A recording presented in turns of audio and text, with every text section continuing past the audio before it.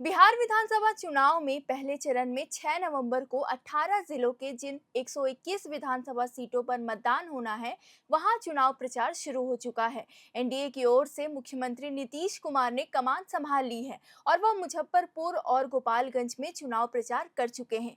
तो वहीं महागठबंधन में चुनाव प्रचार शुरू नहीं हो पाया है। हालांकि बुधवार को राजद नेता और महागठबंधन दलों के स्टीयरिंग कमेटी के अध्यक्ष तेजस्वी यादव ने एक प्रेस कॉन्फ्रेंस कर कई बड़ी घोषणाएं व वादे किए, खासकर जीविका दीदियों को लेकर। लेकिन संयुक्त रूप से महागठबंधन उम्मीदवारों का चुनाव प्रचार कब शुरू होगा यह बताने के लिए कोई तैयार नहीं है। वहीं जन सुराज उम्मीदवारों के लिए भी पार्टी के संरक्षण प्रशांत किशोर मोर्चा संभाल चुके हैं। पहले चरण की चुनावी तस्वीर यदि बात करें तो महागठबंधन ने सीट शेयरिंग को लेकर कई औपचारिक रूप से घोषणा नहीं की है, मगर ये तो साफ है कि जो पार्टी महागठबंधन में शामिल है वो तो रहेगी ही। भले ही 1 दर्जन सीटों पर सहयोगी दलों के उम्मीदवार आमने सामने हों, जिसे फ्रेंडली फाइट कहकर मामले को रफा दफा किया जा रहा है। वहीं दूसरी ओर एनडीए ने अपनी पार्टी की पूरी मजबूती के साथ चुनावी मैदान में उतारा है। पहले चरण की 121 सीट पर 1690 उम्मीदवारों ने नामांकन दाखिल किया था, जिसमें 1314 कैंडिडेट्स फाइनल हुए। आपको बता दें, पहले चरण के लिए दाखिल 315 उम्मीदवारों के नामांकन अवैध पाए गए थे, तो वही 61 उम्मीदवारों ने अपने नाम वापस ले लिए थे। ऐसे में इन 1314 कैंडिडेट्स की किस्मत का फैसला 6 नवंबर को होगा। पहले चरण में मुजफ्फरपुर और कुर्नी सीट पर सबसे ज्यादा 20-20 उम्मीदवार चुनाव मैदान में हैं, तो वही 3 सीट भोरे, अलौली और परबत्ता से सबसे कम 5-5 उम्मीदवार चुनावी मैदान में हैं। उम्मीदवारों में महिला उम्मीदवारों की बात करें तो सबसे ज्यादा राजद ने 24 महिला उम्मीदवार खड़े किए हैं।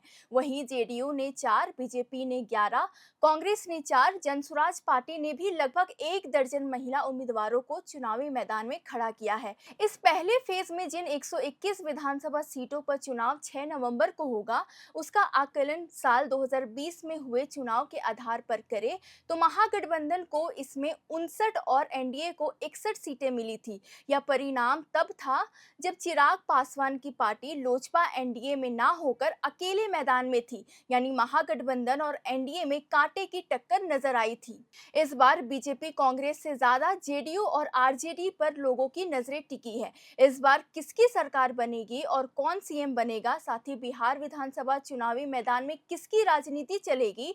बता दें, इस बार सभी पार्टियों ने टिकट वितरण में जातिवादी समीकरण पर ज्यादा फोकस किया है। ये कहना बिल्कुल गलत नहीं होगा कि बिहार में जातिवादी को लेकर समीकरण बने हुए हैं, जहां मतदाता अपने जातियों के आधार पर ही वोट देना पसंद करते हैं। चाहे कोई विधायक विकास या काम करे या नहीं, मतदाता उन्हीं को वोट देंगे जो उनकी जाति का रहेगा।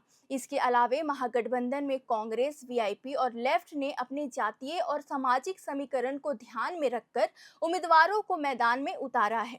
एनडीए के साथ खड़े चिराग पासवान, जीतन राम मांझी और उपेंद्र कुशवाहा ने अपने अपने सामाजिक जातीय समीकरण के हिसाब से उम्मीदवारों को टिकट दिया है। लेकिन फिलहाल सभी बड़े दलों का प्रयास यही है कि जातीय सामाजिक समीकरण के जरिए विरोधी खेमे में सेंधमारी हो सके। तो कुल मिलाकर इतना तो तय है कि विधानसभा चुनाव में बड़े पार्टी के तौर पर आरजेडी, बीजेपी और जेडीयू ने उम्मीदवारों के चयन में जिस तरह जातीय और सामाजिक समीकरण का ख्याल रखा है, उसका कितना फायदा इन बड़ी पार्टियों को मिलता है, इसके लिए 14 नवंबर का इंतजार करना होगा। साथ ही जिन महिलाओं को उम्मीदवार को चुनावी मैदान में खड़ा किया है, उनका क्या प्रदर्शन रहता है वो तो 14 नवंबर को ही पता चलेगा। बाकी आपको यह जानकारी कैसी लगी, हमें कमेंट बॉक्स पर लिखकर बताएं। साथ ही इस बार किसकी सरकार बनेगी, इस पर आपकी क्या राय है, ये भी कमेंट बॉक्स पर बताएं। बाकी चैनल को सब्सक्राइब करें और बिहार विधानसभा के तमाम अपडेट्स के लिए देखते रहें एयर नाउ।